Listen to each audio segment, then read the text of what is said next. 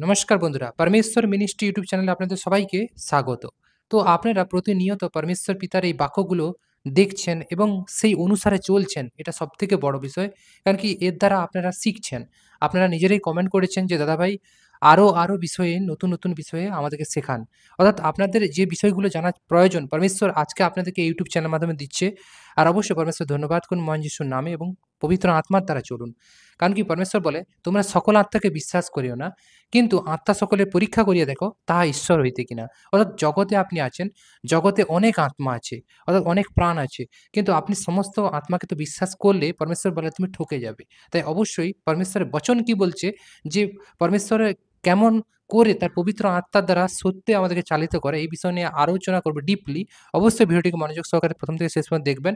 আর ভিডিওটি ভালো লাগলে অবশ্যই পরমেশ্বর মিনিস্ট্রি ইউটিউব চ্যানেলটাকে ফলো করবেন এবং পরমেশ্বর পিতার বাক্যগুলো প্রতিনিয়ত আপডেট পাওয়ার জন্য। তাই আসুন কথা না বাড়িয়ে পরমেশ্বর পিতার বাক্য আলোচনা করি। এই মুহূর্তে চলে এসেছি বাইবেলে, পবিত্র শাস্ত্রে। কারণ কি বাইবেল সাধারণ কোনো পুস্তক নয়। অর্থাৎ জগৎ সংসারের মানুষ তারা বুঝতে পারে না। কারণ কি এই বাইবেল বা পবিত্র শাস্ত্রের বচন বুঝতে গেলে আপনাকে আগে পবিত্র আত্মায় অঙ্গীকার করতে হবে বা পবিত্র আত্মা রিসিভ করতে হবে। না হলে আপনি ঈশ্বরের বিষয়ে বুঝতে পারবেন না।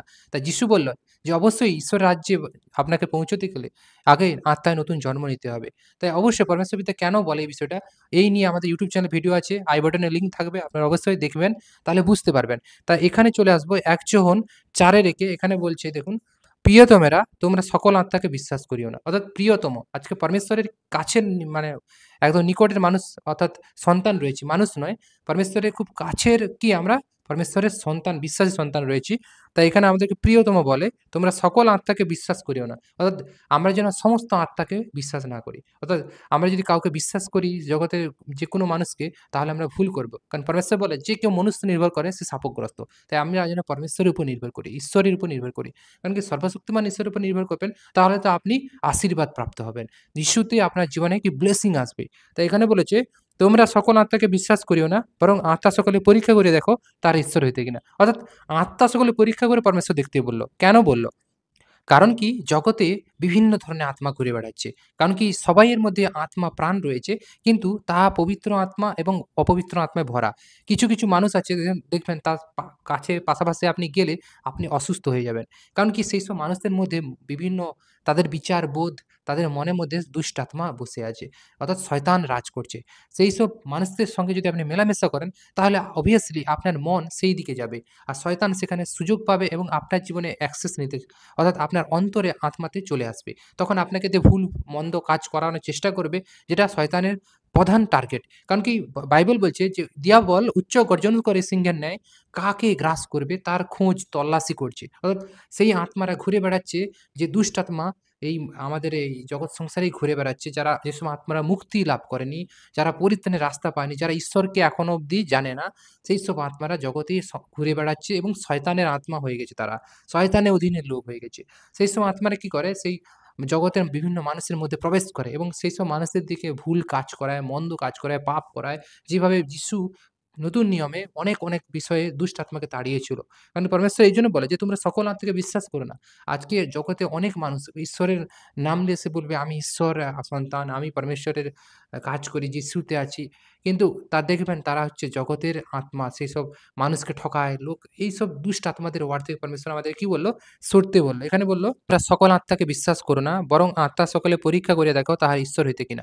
জগতে যে মানুষের সঙ্গে মিশছেন তার মধ্যে পরমেশ্বরের অনুসারে যে চলে সে কি যিশুকে গ্রহণ করেছে? এটা চেক করুন। আপনি তার সঙ্গে কথা বলবেন। কিন্তু আপনার তার সঙ্গে বেশি মেলামেশা করলে আপনার মধ্যে তার মধ্যে থেকে যে দুষ্ট আত্মা আপনার অন্তরে চলে আসবে এবং আপনার মধ্যে ফ্লো করবে। কারণ কি পরমেশ্বর বলে যে, "ওদের মধ্যে ওরা এখনো শুদ্ধ হয়নি। ওরা এখনো আমাকে গ্রহণ করেনি। অর্থাৎ আমার নামে ধন্যবাদ করেনি এবং ওদের জীবনে সমস্ত বিষয় মন্দে ভরা। ওরা জগতের ঈশ্বরের আরাধনাকারী এবং তাদের মধ্যে সবথেকে বেশি দুষ্ট আত্মার প্রভাব রয়েছে। বিভিন্ন দিক থেকে সেটা হতে পারে। সেটা এই বিষয় নিয়ে পরবর্তীকালে আরো গভীরে বিষয়ে আলোচনা করব।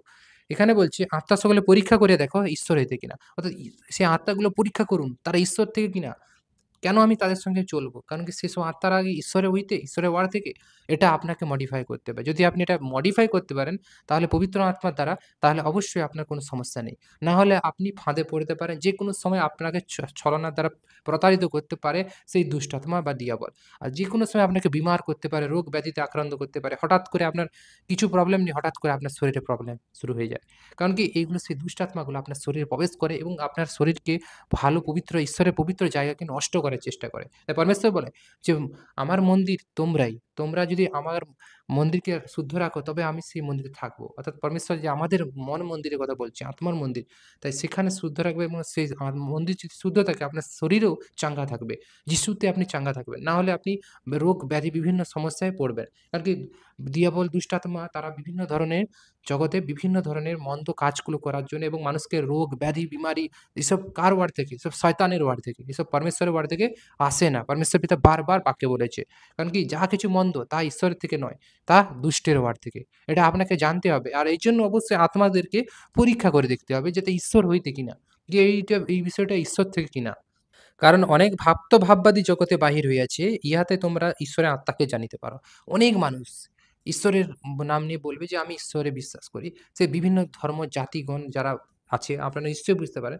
তারা বলে, "আমরা ঈশ্বর আরাধনা করি।" কিন্তু না, আদৌ তারা শয়তানের আরাধনা করে। আদৌ তারা কি? না দুষ্টের পিছন চলে, এইসব ব্যক্তিরা। তাদের থেকে পরমেশ্বর কি বলল? সত্যি বলল এবং আপনাকে কি বলল? যে আত্মা সকলে পরীক্ষা করে দেখতে বলল। আপনি যদি ঈশ্বরের আত্মা আগে না পান, তাহলে কেমন করে সেই আত্মাগুলো পরীক্ষা করবেন? অবশ্যই আপনাকে নিজেকে পবিত্র আত্মায় আগে চকসি মজবুত হতে হবে এবং ঈশ্বরের বাক্যে আপনাকে একদম পাওয়ারফুল হতে হবে। যেভাবে যিশু ছিল। আসুন সেইভাবে যদি আপনি নিজেকে পাওয়ারফুল করেন, আত্মায় ক্ষমতা, শক্তি অর্জন করেন, তাহলে আপনি যদি বলেন দুষ্টাত্মাকে, সে ছুটে পালাতে বাধ্য।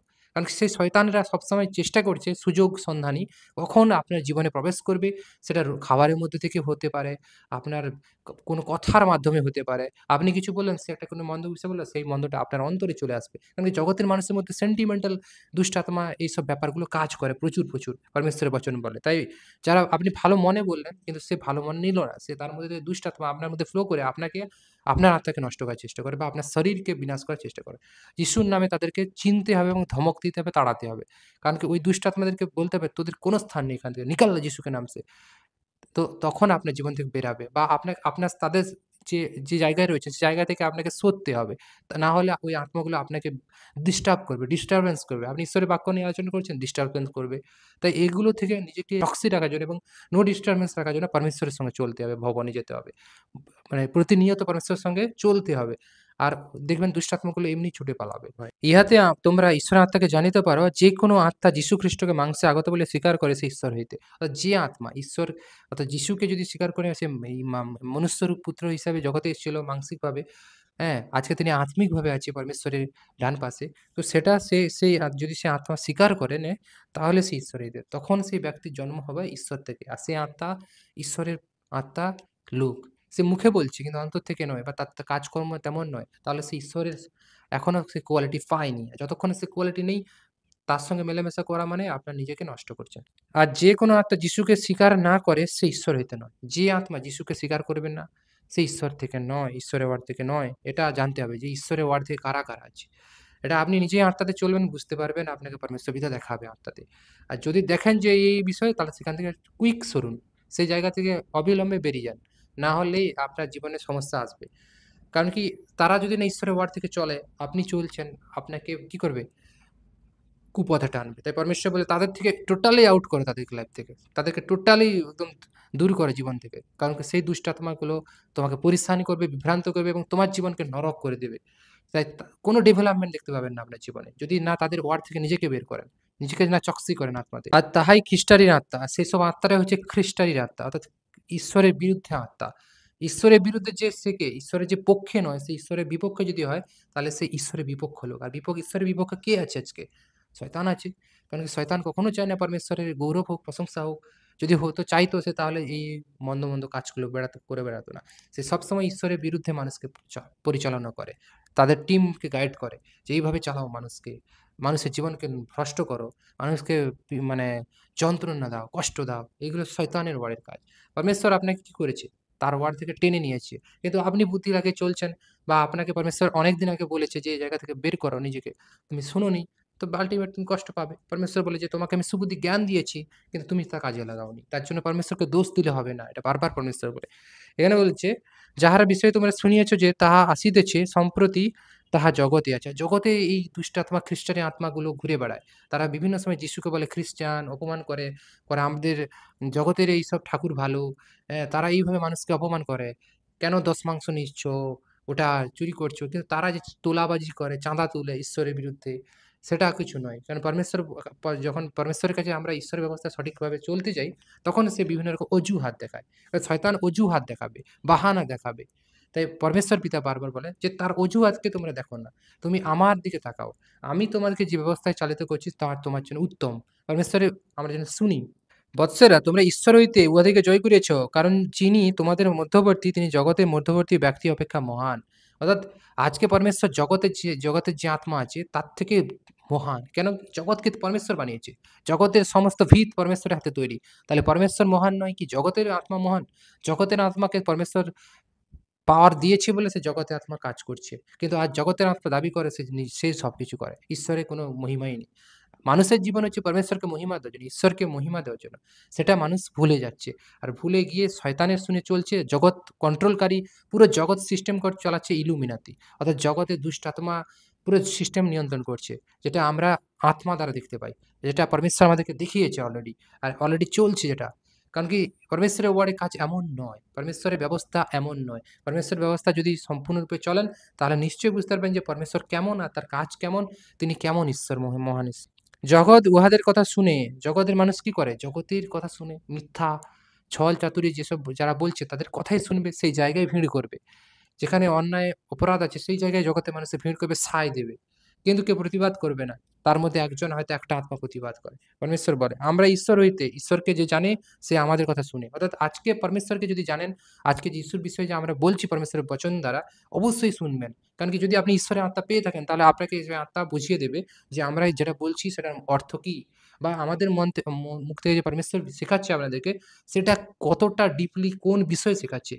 এটা সাধারণ মানুষের কাছে মনে হবে যে বকবক করছি। কিন্তু না, পরমেশ্বরের সন্তান যদি হয়ে থাকেন, বিশ্বাসী, তাহলে আপনি নিশ্চয়ই আত্মাতে বুঝতে পেরে যাবেন যে কি বলতে চাইছি। এই বচন দ্বারা পরমেশ্বর আমার দ্বারা আপনাদেরকে কি শেখাতে চাইছে। যে ঈশ্বর হইতে নয় সে আমাদের কথা শুনে না। অর্থাৎ যে ঈশ্বর থেকে নয়, যার জন্ম ঈশ্বর থেকে নয়, ঈশ্বরের আত্মাতে নতুন জন্ম না নিলে কেউ কখনো ঈশ্বর রাজ্যে প্রবেশ করবে না। যিশু বারবার বলেছে। তাই ১ম এই আপনাদেরকে বললাম যে ঈশ্বরের আত্মা ছাড়া এই বাইবেলের অর্থ বুঝতে পারবে না। অনেকেই বাইবেল কিনে নেয়, পবিত্র শাস্ত্র। তারপর ঘরে রেখেই দেয় এখানে ওখানে টালি চালে। কিন্তু এতে কোনো ফল নেই। বইয়ে কোনো ফল নেই। বই এখান থেকে যে বচন, এই বচন যদি প্র্যাকটিক্যাল চলেন তাহলে পবিত্র আত্মা আপনার জীবনে ডাইরেক্ট লাইভ কাজ করবে। সেটাই আপনার জীবনে ফল। ইহাতেই আমরা সত্যের আত্মাকে ও ভ্রান্তির আত্মাকে জানিতে পারি। আর পরমেশ্বর এই বচন দ্বারা আজকে যে বিষয় শেখালো যে আমরা বুঝতে পারবো যে কোনটা সত্যের আত্মা, কোনটা ভ্রান্তির আত্মা। জগতে দুটো আত্মা আছে। সত্য, মিথ্যা আত্মা, যাকে ভ্রান্তি বলা যায়। তাই এই ভ্রান্তির আত্মাদেরকে চিনতে গেলে আপনাকে অবশ্যই পরমেশ্বরের সঙ্গে চলতে হবে। পরমেশ্বরের বচনকে শুনতে হবে বারবার।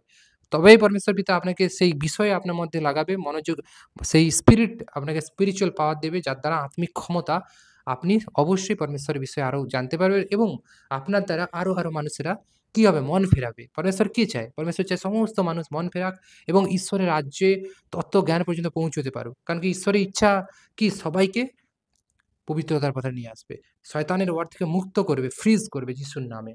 হয়ে গেছে আমেন। কারণ কি এখন যে সময়ের মধ্যে আমরা যাচ্ছি, এই সময়টা ভাইটাল টাইম।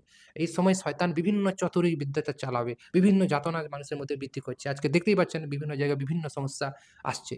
তার কারণ কি? তার পিছনে কে? ঈশ্বর। ঈশ্বর তো এসব সমস্যা তৈরি করে না। কারণ কি ঈশ্বর তার মহিমায়, নিজস্ব মহিমায় রয়েছে। ঈশ্বর মানুষের জন্ম হচ্ছে ঈশ্বরের সম্মান করার জন্য, ঈশ্বরের গৌরব করার জন্য, প্রশংসা করার জন্য। শয়তান ঈশ্বরের যে বিপক্ষ, যে ঈশ্বর তাকে বানিয়েছিল সেই ঈশ্বরের বিপক্ষে সে উঠে জগৎকে এমন করছে।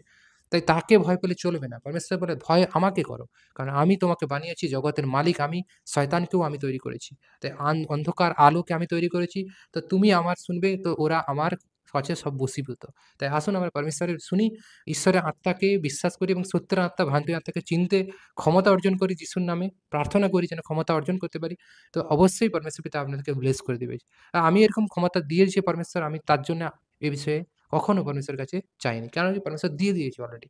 তাই অবশ্যই আসুন পরমেশ্বরের শুনে চলি। যদি ভিডিওটি ভাল লাগে অবশ্যই পরমেশ্বর পিতার বাক্যের রাজ্যের গৌরবের জন্য পরমেশ্বর পিতার বাক্যকে শেয়ার করুন। অবশ্যই পরামর্শ পেতে আরো নতুন, নতুন বিষয় জানাবে। আর অবশ্যই কমেন্ট বক্সে লিখুন আপনি কি মানে এই ভিডিও দেখে কেমনভাবে উৎসাহিত হলেন বা কি শিখছেন বা কোন টাইপের ভিডিও আপনি দেখতে চান কমেন্টে জানিয়ে দেবেন। আর অবশ্যই আবার দেখা হবে পরবর্তী কোনো ভিডিও নিয়ে। সবাই ভালো থাকুন, সুস্থ থাকুন। সর্বদা পরমেশ্বর মিনিস্ট্রি ইউটিউব চ্যানেলকে ফলো করুন। আমেন।